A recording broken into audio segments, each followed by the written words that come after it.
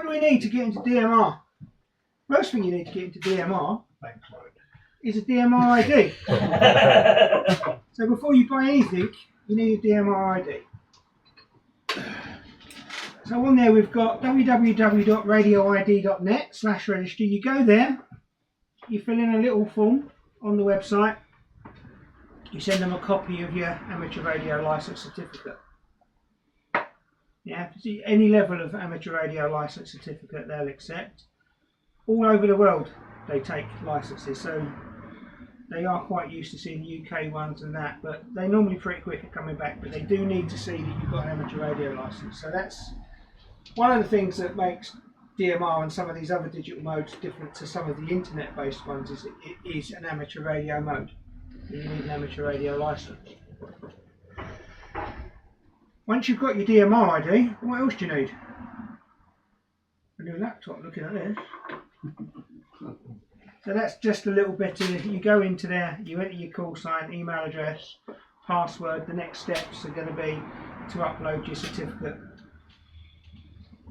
Most people would have had an updated certificate anyway, whether you've passed the license or not recently, because they updated the terms and conditions of your license, your operating modes, and emailed quite a few out on PDFs. So that PDF is what you could send to get your ID. Struggling with my laptop here. Let's do it that way.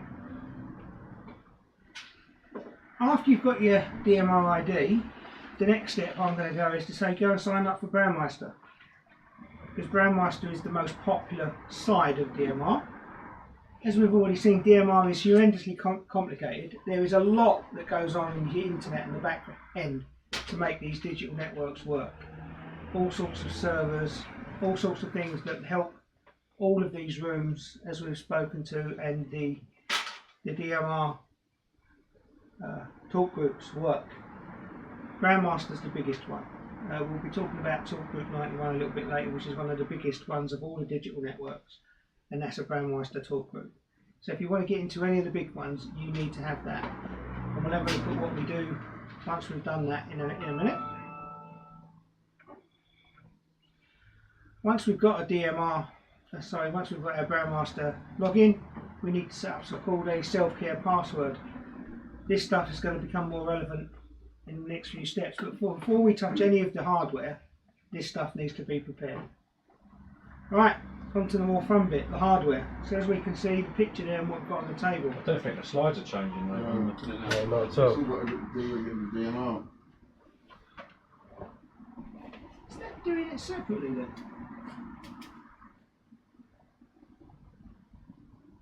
Where's my thing?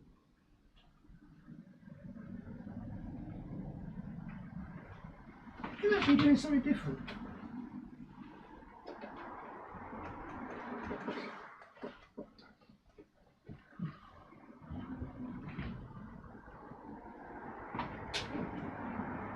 Oh, you bloody stupid laptop. Bear with me, very cool.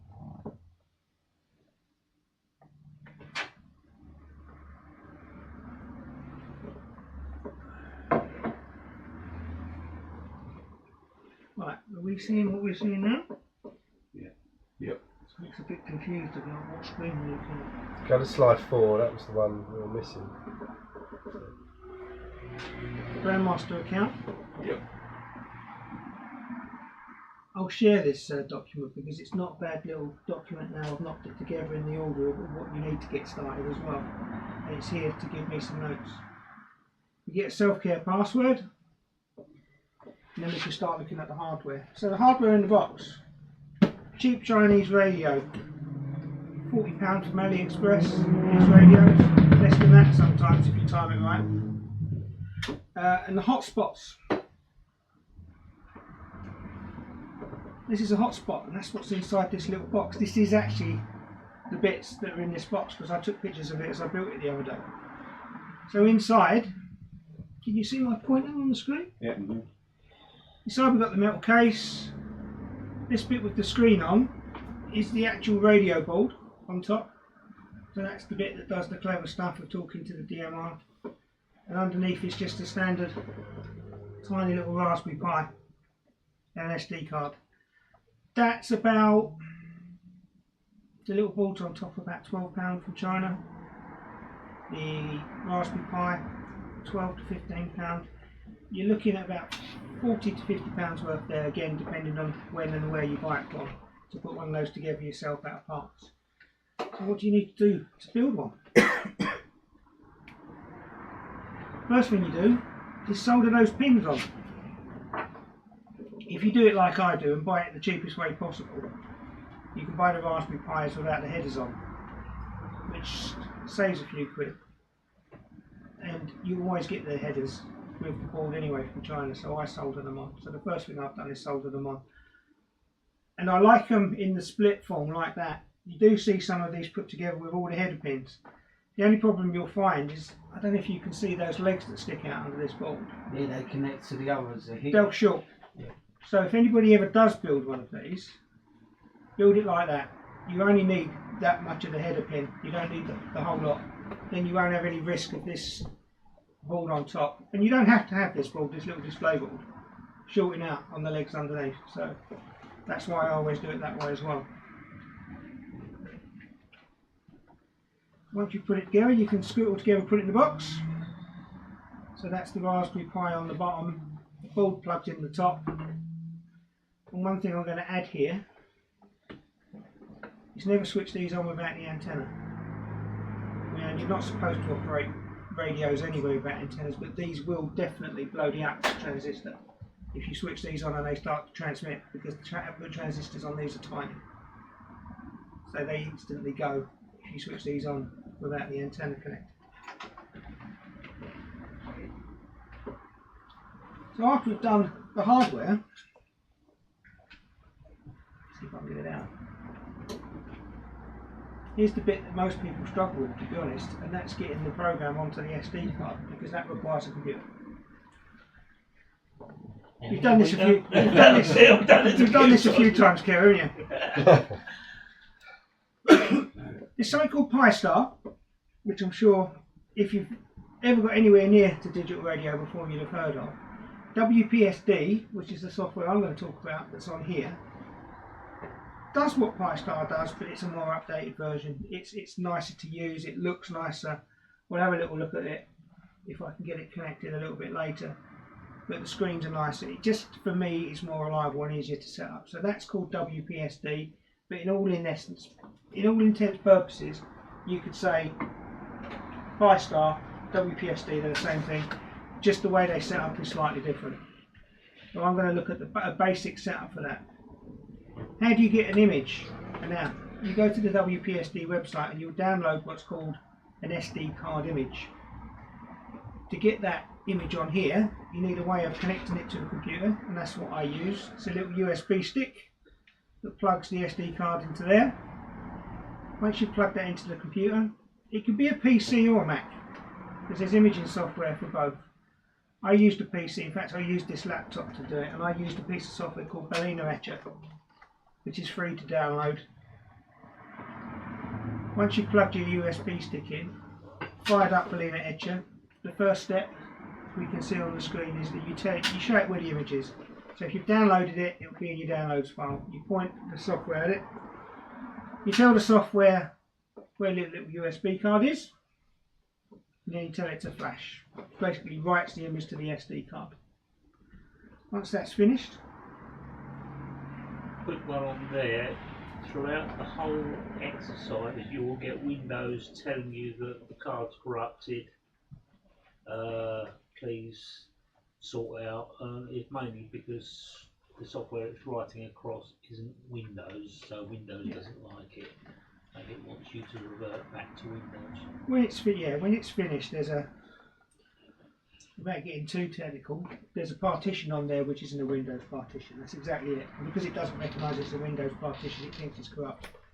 It's actually Linux that runs on there. Special Raspberry Pi Linux version. So once that's plugged in, you can power these up. Now I'm not going to go into too much depth with any of this stuff because there's lots of this stuff on YouTube. But anybody that I built one of these for, this is the process I went through to build it. So once you've switched this on and left it, and you do need to leave them for a little while, because the first thing it does is it expands its storage space on the SD card. That can take a little while, and then it goes off looking for networks, which if you've never set one of these up before, it won't find. But it does sit there looking for a while. I recommend the first time you put one of these on is to leave it for 10 minutes, and then you can go and look for its own little Wi-Fi network. Yeah, because it goes down, doesn't it? It does program itself. So once this is ready, it will put out its own wireless network, which you can use a laptop or mobile phone to find. And that's how you get to it to set it up for the first time. And that's where you'll see this screen that we've got here. That's the default out of the box M1 ABC. That's what it looks like. First thing you do once you get to that screen is put your wireless network in. So that requires scrolling all the way down. This is the top of the page. This bit is under admin. See where you see admin at the top left? You click in there. Now I thought it used to ask for a password, but when I did this one, the first time I went in, it didn't ask for a username and password. But if it ever does ask you for a username and password, username is pi-star and the password is raspberry, and they're all the same. That's the same for pi-star and WPSD. So we had a network. So that's me adding my network there. That's my home Wi-Fi network. That's the name of the network and the password for my network. You can add as many networks to these as you like, wireless passwords. So the little hotspot running on the desk there, or the big hotspot running on the desk there, is actually connected to my phone over there, which is connected to 3G network. So that's how I can take that out and about and use it anywhere. So a basic DMR configuration, which is what I program most of the ones I send out with. There's lots and lots involved with DMR. But to get you going, and to get us going as club members, I do two things on these. I set them up for the Brandmaster network, and I set them up to get them on the Reflector XLX215 A. Before we get that far, there's a few bits and pieces we have to put in. So you have to put your call sign, your DMR ID that we got earlier. The NXDN ID is not important, I'm not going to go into that at the moment, but that's another part of the DMR network. We have to give it a frequency. Now the frequency is the frequency that the radio talks to the hotspot on. So out of all of this, that bit there, from there to there is HF, and that's the frequency that the radio has to be programmed to talk to it. So that's where we set that up in there. The next part, radio modem type. All of these little balls are that type there, the STM32DVM. If you looked in that drop down list, and I'll go into the configuration on one of these live, you'll see there's lots and lots of these balls. There's cheap Chinese ones, there's expensive commercial ones. You have to pick the right one.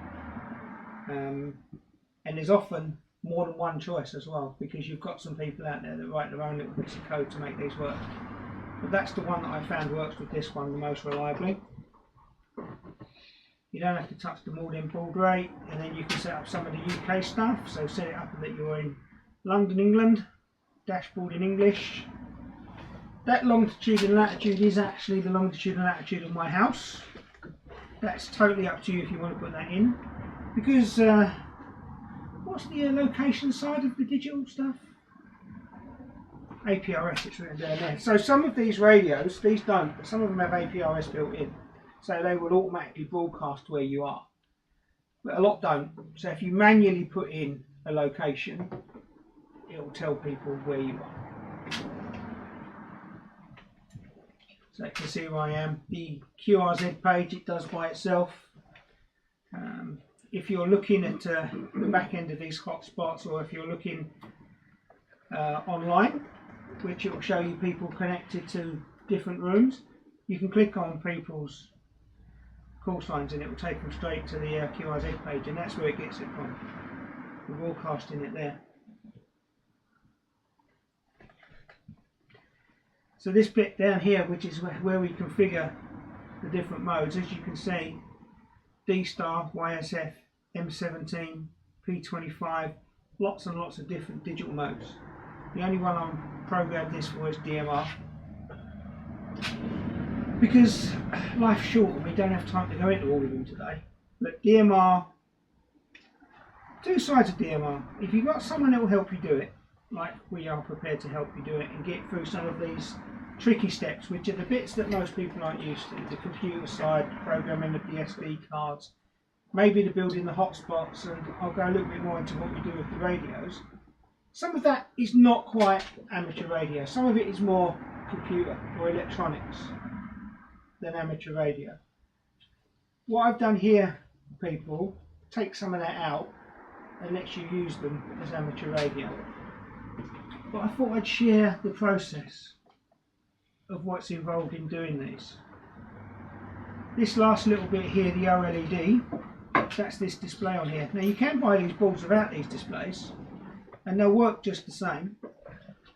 And all this display on here is doing in a much smaller version than what you can see that is doing on the bigger display. And it will tell you if you're connected and what talk groups and things you're connected to on here. It'll also tell you the IP address of this when it's connected to a network, which is also very useful. So anybody I've ever sent one of these out with, they will at least get a working display, because they don't work out the box. So when it connects to your network, you can see the IP address come up. The reason why the IP address is important is because you put that into your browser to get to these pages where we're doing the configuration.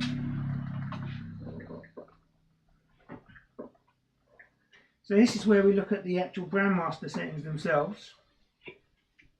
And that second bit down there is the hotspot security, which is the bit that I said we needed to set up right at the beginning. That's the bit that tells Grandmaster who you are and that you're allowed to connect. So without that hotspot password, if you're not able to talk to talk group 91 and things like that because that password is wrong, you need to go back in and reset it. That's nearly always the issue I have when I set these up. If DMR and talk group 91 is not working, it's because your hotspot security password is wrong. We just have to slide that little slider across to say that we want to do Grandmaster. And as we can see down here, there's lots of other different DMR networks, DMR Plus, FreeDMR, HP Link. They are all different network operators that operate DMR rooms, talk groups. I shall leave those for people that want to experiment to look into. System X. I would say, I'm not going to say there's nothing interesting on them, but I'd say the most interesting ones are on Grandmaster. So if you're going to start anywhere, start with Grandmaster, which is why I always set all the radios up for Grandmaster. TGIF was another one there, I think it mentioned, TGIF. So we're now at the bit XLX. I built a reflector, XLX215. The reflector consists of two computers. There's a computer hosted on the internet, which is the reflector itself, and there's a little box at my house that's the vocoder. Now we mentioned the AMB chips. All these digital radios use AMB chips because it's a, I don't know what the technical word would be, but it's just that they've got a close shop, I suppose. They're the only ones that build the chips. The actual part of the program on those chips that does the coding and decoding of the voice from radio, digital signals into analog voice that you can hear is proprietary to them, the bit that does that, for all of them. When they did D-Star, they didn't invent these codecs that do the conversions of the voice. They went to a company and said, what have you got? And that's where the AMB chips come from. So it was D-Star that started it, which is why D-Star is so important, because it was D-Star that started that trend. And then as the other manufacturers got involved in it, and those chips were already there and available, they've incorporated some of their newer technologies into it. That's why some of the newer ones, the DMR and the C4FM, sound better than D-Star. Because the hardware is faster now and there's better algorithms going on in there to make the voices sound less robotic. So once you've got your hotspot programmed up, switched on and it's ready, It's no good without the radio. So this is the cheap one from China, 1701. Are we still showing up on that? If you ever buy a 1701 from China, left my programming lead over there. Don't forget your programming lead. Always order with the programming lead. It'll cost you a couple of quid more. Because these programming leads for these radios are fairly unique to these types of radios. It's a fairly dumb cable because the actual USB part is built into these radios. All that does is link it. If you buy some of the other radios, even if they look like they've got the right lead, those leads are the USB interface. The USB interface is actually built into this radio, which is why the lead's different. And that's why so many people, if you look on the news groups, you're looking at me, have I got that wrong? No, you did right, because I didn't. I was cheapskate, saved £1 and then couldn't program it. If you buy the radio and you time it right, you get them for about 30 quid sometimes. And if you add the cable to it, it will cost you 32. Buy it with the cable, because you'll definitely get the right cable and you're going to need it. Because like Chris said, you can't do anything without these radios until you program them. Now I'm not going to go mad into what I've done with these, but from out of the box, these come with pretty poor, hard to use software. If anybody's ever used a Chinese handheld before and tried to work out how to use them even on FM, they're not always the easiest. Now, as we've seen, DMR is actually quite complicated. Connected to the talk groups, programming the radios with your DMR ID and your call signs, all have to be done through a piece of software. And you creating that software, something called a code plug, which Chris spoke about earlier, which I think is the stupidest name for anything ever in the world. But it's just a piece of software that your radio reads to tell it what you want it to do. On this radio is a piece of software called OpenGD77. There are a few different radios that will take that software, but that's a piece of software that's been developed by other radio amateurs around the world. I think there's an Australian guy that's a big part of it. And on particular Chinese radios, you can wipe what they come with and put on their OpenGD77, which is what this radio's got. And it turns it into, as far as I'm concerned, one of the best handhelds you can get. It's not on the same ballpark as the ICOMs and the Kenwoods as far as the screens, the build. But if we talk about, what's the ICOM, 600? Yeah, give it 550, yeah. 600 quid, so 10 times more Yes. than that costs. And what can I do with the ICOM? It's that I not can't 10 do with times this? more a radio. So it does turn it into the best value radio I think you can buy, and it's a free piece of software. All I'm going to say is that the process of getting the software on this radio is another talk in itself, and I'm not going to go too deeply into it, other than to say that if anybody wants to buy a radio, I'm more than happy to put GD77 on it, if it's the right radio, because this laptop is already set up. The process of getting it set up requires downloading the software for the radio, downloading the firmware, OpenGD77, downloading some donor files. These donor files again are related to the DMR and the codec stuff, so you have to have legitimate donor files. Pointing the software at them and programming the radio. I will show everybody that. I'm going to make that a little bit less formal than this. This was to remind me of what we're doing. So once you've got OpenGD77 on these radios, and you switch it on, and you're connected, and I'll hand this around. This radio now has got two sides to it. The top button is effectively changing its frequencies. So i.e. what it's talking to. So if we go on here, I've got PMR channels on here as well. Anybody got a PMR radio? Yeah. With them? Yeah. So this is also an FM radio. So it does FM modes, does the whole lot, and to be honest, it's also pretty good at that. But if we look at the digital modes, as I turn this, I've got in here something called dual hotspot and hotspot. So at home I've got one of these that never gets switched off. So if I want my radio to talk to the hotspot I've got at home, I'll put it on the channel hotspot. If I want it to talk to that one, I change it to the one called dual hotspot. above in green, I'll pass it around, but that says talk group 91 on time slot 1. Out of the box, these are single time slots. They only talk on time slot 1. Time slot 2, sorry. Because that's a dual time slot, I can actually be connected to 2 talk groups at the same time. So connected.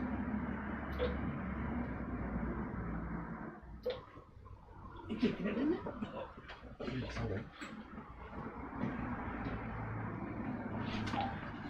Yeah. I'm pressing the button harder. So to connect to a talk group that I've got pre-programmed into these, you PTT in, that tells the talk group that you want to connect. And I'm now connected to talk group 91, listening to Brandon Waters in Nashville, Tennessee.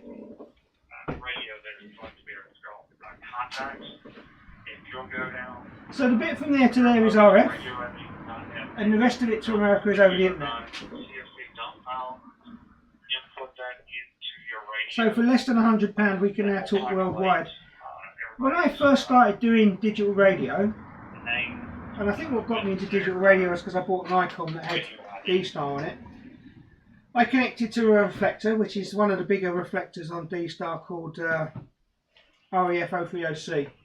Now you get a lot of ex-military guys on REF030C, and I got chatting to a guy who was saying that he was an old soldier, been radio all his life, been a radio amateur all his life, but was now living in an army, old people's, I don't know what they call them, they look after their service people, and they're not allowed radios. So his only way into amateur radio is through something like that. A lot of the Americans tend to use the Enatones, which Chris had a picture of earlier, but this will do everything. So if you're limited on space or anywhere, this is the easiest and cheapest way into amateur style radio. Now I know it's not strictly radio,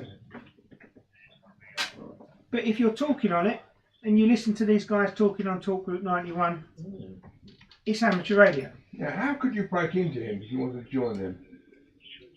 So you would, when there's a break, you can key in, then you could shout break the same as anything else. But if you key while they're talking, you won't be heard. No, okay. I just wondered how you got yourself in there, you know. How many conversations have been going on at any one time? What you find with digital radio, it has to be more ordered, because you can only have one person talking at a time, and then you have to wait for the next person to talk. And while someone's talking, if somebody's keying and breaking, it just won't, your radio doesn't transmit while it can hear signal coming in. But the person wouldn't call CQ on that, would he? People call CQ on Talk Group 91. Okay. So there's lots and lots of different talk groups. Sorry, they even give signal reports, which does chuckle us, because the signal report is actually perfect every time. I would say for 99.9% of all digital radio, it's 2 meters in a way. Yeah. But on Talk Group 91, they treat it like HF, which I think is why it's one of the more interesting ones. And people will call out for a contact, they will do CQ, they will do signal reports, they will ask you to put you in QRZ, Yes. and they'll do QRZ logs. But only one QSO at a time? Yeah. So you've got to wait for them to finish before you come to QSO? Yeah. That's what I was getting at, yeah. A good example of how this works, if you've got a radio that will do Talk Group 91, is on a Saturday afternoon, have a listen. Because they do something called World Check-In. It goes on for about 4 hours, and literally people are just calling in, giving their call sign, and it's being logged. And that's all it is, just a World Check-In. It's a contest. It's not even a contest, because there's nothing to be gained from it from the point of view that I've got the most numbers. I think it's purely the kudos that... Doesn't it check the servers? It checks what servers are working as well, doesn't it? I don't know if that's why they did it originally. One guy said to me, one of the Americans, he said that sometimes certain servers go down, don't they? That's an interesting one while that's coming up. You see that says ID and it's got no name. I don't know if you was handing it around, you could see call signs. That's because that person is fairly new on DMR and my radio's not up to date with the database. Yeah, I was going to say that. We need like back literally what, once a week or every day, but updating. You could do it every day. Yeah. You could do it every day. Yeah, yeah. So you have to update it yourself. It doesn't automatically. From the screen. Yeah, it takes about 20 minutes. No, it's quite mine's a annoying. bit different. And that's where the other two What radio have you got? transmit the call sign. It's better. What now? What I'm going to say is I've played with a few other DMR radios, and I have programmed a few other DMR radios. This is by far the easiest to understand as far as programming goes, and even that took me a little while to work out what it was all about.